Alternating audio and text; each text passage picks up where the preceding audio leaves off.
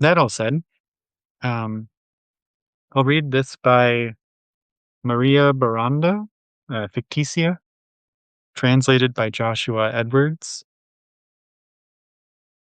This is also a Shearsman book. Shearsman has done a lot of Mexican, contemporary Mexican poets in translation, especially Mexican women, which I'm really grateful for because there are so many wonderful names that I wouldn't have found otherwise.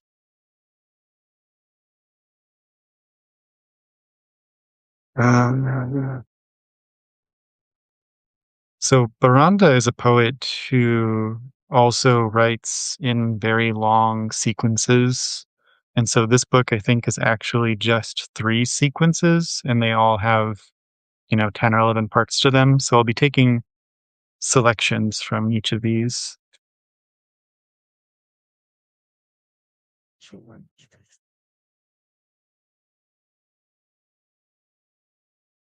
This is Roman numeral 7.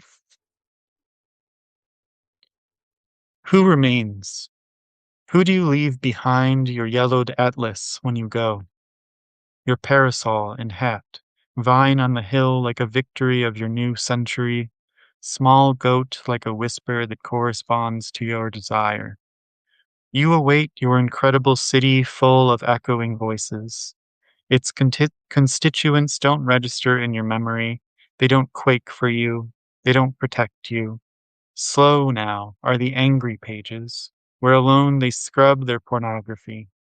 You'll find no trace of them in a raindrop, no trace. Now all of us people, holes without memory, would live below ground looking in the subsoil for a word, perhaps a fragment of fortune to allow us to speak openly about a secret syllable. This war and the sea's overwhelming saltpeter are strange, and not ours. Insects nourished by someone else's substance, they imitate a dry leaf's rare perfection. They consume.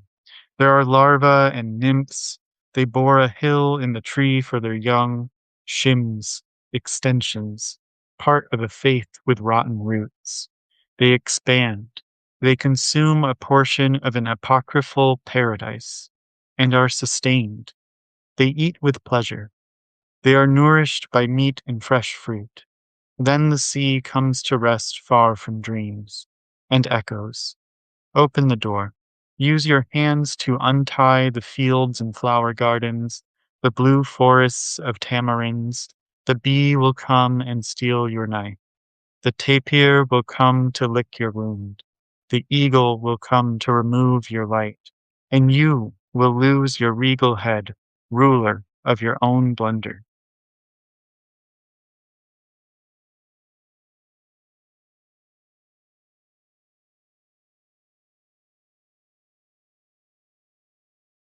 Something that I love about Baranda's work, and I actually have in my earlier attempts at doing regular poetry readings, I have another reading of hers from a singular long poem titled Nightmare Running in a Field of Something, um, maybe a field of dreams. But I just really love this author. She somehow manages to connect this like very dreamlike state, the invocation of all sorts of, elemental sources of mysticism, and will tie them all together to these feelings of, anxiety and grief in present day, just thinking about wars or gas prices or, what have you. And so you'll be reading these poems and hearing her writing these lines of the sea is coming forth toward you and you have nowhere to run. And then the next line will be something like, the local elections did not go in our favor. They never do. And it's just one of those things that like it humbles